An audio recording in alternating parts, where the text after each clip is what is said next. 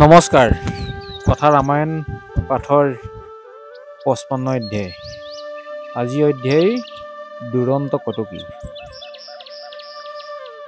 ৰাক্ষস সেনাবিলাকে যেতিয়া বিৰাটকায় বান্দৰটোক অশোক বনৰ মুখত বহি থকা দেখিলে, সিহঁতে বিস্ময় মানিলে। সিহঁতক দেখা মাত্ৰকেই বান্দৰটোৰ গাটো আৰু ডাঙৰ হ'বলৈ ধৰিলে।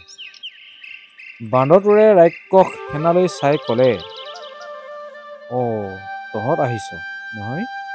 এইদৰে কৈ সি তললৈ নামি নেজডালেৰে মাটিত কোবাবলৈ ধৰিলে আৰু এনেকৈ চিঞৰিবলৈ ধৰিলে যে মেদিনী কঁপিবলৈ ধৰিলে। বান্দৰটোৱে অশোক বনৰ দুৱাৰৰ পৰা এডাল প্ৰকাণ্ড লোহাৰ খুটা থাপ মাৰি উঘালি লৈ সকলোকে তাৰে প্ৰহাৰ কৰিবলৈ ধৰিলে। লোহাৰডাল ঘূৰাই ঘূৰাই সি লাফ মাৰি চাৰিওফালে দৌৰি ফুৰিলে। লোহাৰ কোবত ৰাক্ষসবিলাক এটা এটাকৈ মাটিত পৰিবলৈ ধৰিলে। সিহঁতক বগৰাই থৈ সি সিংহ দুৱাৰৰ ওপৰত উঠি আকৌ তৰ্জন গৰ্জন কৰিবলৈ ধৰিলে। বান্দৰটোৰে আকাশ ভেদ কৰা গম্ভীৰ স্বৰে ক'লে, ৰামৰ জয়, লক্ষ্মণৰ জয়, সুগ্ৰীৱ ৰজাৰ জয় হওক। কুশল অধিপতিৰ কটকী হৈ মই ইয়ালৈ আহিছোঁ। মই বায়ুপুত্ৰ হনুমান। ৰামৰ হতটোক নিপাত কৰিবলৈ মই ইয়ালৈ আহিছোঁ। সীতাৰ ওচৰত মই অংগীকাৰ কৰিলোঁ আৰু তেওঁৰ আশীৰ্বাদ লাভ কৰিলোঁ। 1000 ৰাৱণক পৰাজয় কৰিবলৈ মোৰ শক্তি আছে বুলি জানিবা। ৰাক্ষসৰ গালৈ পৰ্বতৰ চপৰা আৰু উঘালি পেলোৱা গছ দলিয়াই দি সিহঁতক নিৰ্মূল কৰিম। সেই উদ্দেশ্যে মোৰ আগমন। মন্দিৰৰ সন্তৰীবিলাকে অনেকবিধৰ অস্ত্ৰ লৈ হনুমানক আক্ৰমণ কৰিলে। হনুমানে জাপ মাৰি তললৈ নামিল আৰু মন্দিৰৰ ঘাই খুটা এটা উঘালি পেলাই তাৰ ঠাইত নিজেই ধ্বংসকাৰী হিচাপে থিয় হ'ল। হাতৰ প্ৰকাণ্ড অস্ত্ৰডাল খাগৰি এডালৰ নিচিনাকৈ হেলাৰঙে ঘূৰাই সি সন্তৰীবিলাকক আহত কৰিলে। খুটা সুলুকুৱা মন্দিৰটোৰ ধুপুচ কৰে খহি পৰিল। হনুমানে খুটাটোৰে মাটিত কোবাওঁতে জুই আঙনিবিলাক সিঁচৰিত হৈ পৰিছিল।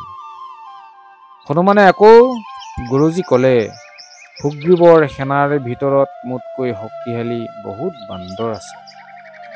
সিহঁত এতিয়াই এইখিনি পাবহি। তহঁতক, তহঁতৰ ৰজাক আৰু নগৰখন ছাৰাখাৰ কৰি পেলাব। তহঁতৰ ৰজাই ইক্ষ্বাকু বংশৰ প্ৰভুৰ দ্ৰোহ আচৰণ কৰা নাইনে? লংকাৰ অন্তিম কাল উপস্থিত। ৰাক্ষসৰ কাৰণে ধ্বংস অনিবাৰ্য। যম ৰাৱণৰ দুৱাৰ দলিত। শেষত জম্বুমালি আহিল। তাৰ চকু বহল আৰু জুই আঙনিৰ নিচিনা, দাঁত কুৰূপ, সাজপাৰ ৰঙা, কাণত ডাঙৰ ডাঙৰ সোণৰ কড়ীয়া, হাতত ধনু, ডিঙিত ৰঙা ফুলৰ মালা, কঁকালত তৰোৱাল, বজ্ৰৰ দৰে ধ্বনি কৰা ৰথত উঠি সি উপস্থিত হ'লহি। হনুমানে ৰথখনলৈ চাই পঠিয়ালে। ডাঙৰ ডাঙৰ ঘোঁৰাই ৰথখন টানি আনিছিল। হনুমান সাজু হ'ল। ৰথত বহি জম্বুমালিয়ে ধনু ভিৰাই লৈ কেইবাপাতো শৰ হনুমানলৈ নিক্ষেপ কৰিলে। হনুমান তেতিয়া বেৰৰ ওপৰত বহি আছিল। শৰ লাগিলত হনুমানৰ মুখত ঘা লাগিল আৰু তাৰ পৰা হু হুকে তেজ ববলৈ ধৰিলে। জীয়া তেজৰ ৰহণ লাগিলত হনুমানৰ মুখৰ সৌন্দৰ্য বেছিহে হৈছিল। আকাশত যেন অকস্মাতেই ৰক্ত পদুমে ফুলিছিল। ঘা লাগিলত হনুমানৰ খং উঠিল। তেওঁ শিল এচপৰা বুটলি লৈ ৰথলৈ মাৰি পঠিয়ালে। এজোপা শাল গছ উঘালি লৈ ঘূৰাই ঘূৰাই জম্বুমালিলৈ দলি মাৰি পঠিয়ালে। তাৰ পিছত মন্দিৰৰ পৰা এটা লোহাৰ খুটা উঘালি আনি ৰথলৈ মাৰি দিলে। ৰথখন ভাগি ছিঙি টুকুৰা টুকুৰ হ'ল। জম্বুমালিৰ প্ৰকাণ্ড কাঁড়টো মাংসপিণ্ড হৈ পৰিল। আনকি মূৰ ভৰিৰো একো চিন নাথাকিল। যুদ্ধৰ ফল ৰাৱণক দিয়া হলত তেওঁ বিস্ময় মানিলে। তেওঁ ভাবিলে, ই প্ৰকৃততে অসাধাৰণ প্ৰাণী, নৃশংস পশু, জন্তু নহয়, আনকি বান্দৰো নহয়। মোৰ পুৰণি হতটো দেৱতাবিলাকে নিশ্চয় মোক জোকাই ল'বলৈ এই প্ৰাণীটো উদ্ভাৱন কৰিছে। শক্তিশালী সেনাপতি কেইজনমানক ৰাৱণে আদেশ দিলে যে সিহঁতে ডাঙৰ সেনাবাহিনী লগত লৈ গৈ জন্তুটোক বন্দী কৰি আনি জীয়াই জীয়াই তেওঁ আগত দিবহি লাগে। ৰাক্ষস সেনাবিলাকে শাৰী শাৰী ৰথ লৈ যাত্ৰা কৰিলে। সিহঁতে হনুমানক দেখা পাই সৰ্বশক্তি প্ৰয়োগ কৰিবলৈ আৰু আক্ৰমণ কৰিলে। হনুমানে তেতিয়া বাটচৰাৰ ওপৰত বহি ঘৃণাসূচক হাঁহিৰে নিৰুদ্বেগ মূৰ্তি ধাৰণ কৰিছিল। ৰাক্ষস সেনাই শৰ বৰ্ষণ কৰিলে। হনুমানৰ অভেদ্য শৰীৰত শৰ লাগি উফৰি পৰিবলৈ ধৰিলে। একোপাত শৰ গাত লাগিলত হনুমানৰ দেহটো প্ৰচণ্ডভাৱে বাঢ়িবলৈ ধৰিলে।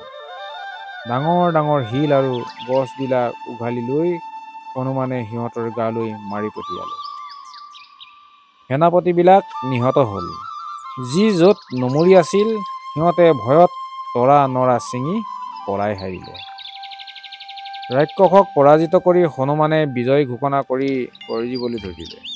গৰ্জনত লংকা নগৰীখন কঁপিবলৈ ধৰিলে। অশোক বনৰ বাটচৰাৰ ওপৰতে হনুমান আকৌ বহিল। ৰাৱণে যেতিয়া শুনিলে যে হনুমানক ধৰিবলৈ পঠিওৱা সৈন্য নিহত হ'ল আৰু 5জনকৈ সেনাপতিও নিহত হ'ল, পোন প্ৰথমবাৰৰ বাবে তেওঁৰ প্ৰাণত ভয়ৰ সঞ্চাৰ হ'ল। ৰাৱণে মনতে ভাবিলে, এটা বান্দৰৰ ইমান পৰাক্ৰম আৰু প্ৰতিহিংসাৰ কথাটো অসাধাৰণ ঘটনা। ই নিশ্চয় দেৱতাৰে চক্ৰান্ত। কিন্তু ৰাৱণে অন্তৰত ভয় গুপুতে ৰাখি অৱজ্ঞা ভাও জুৰি হাঁহিবলৈ ধৰিলে মাথোন। তেওঁ সভাসদবিলাকলৈ কেউপিনে চাই পঠিয়ালে। তেওঁ বীৰপুত্ৰ অক্ষ সকলোতকৈ আগৰণুৱা হৈ যুদ্ধলৈ যাবলৈ ওলাল। ৰাৱণে সগৰ্বে পুতেকক মহাবলী শত্ৰুৰ লগত ৰণ দিবলৈ আদেশ দিলে। ৰূপ যৌৱনেৰে শোভাযুক্ত হৈ আৰু এই সন্মান লাভৰ সুযোগত উৎসাহেৰে অনুপ্ৰাণিত হৈ অক্ষয় বিজয় সুনিশ্চিত বুলি ভাবি তীৰ বিৰাই থকা ৰথ এখনত উঠি ৰণলৈ যাত্ৰা কৰিলে।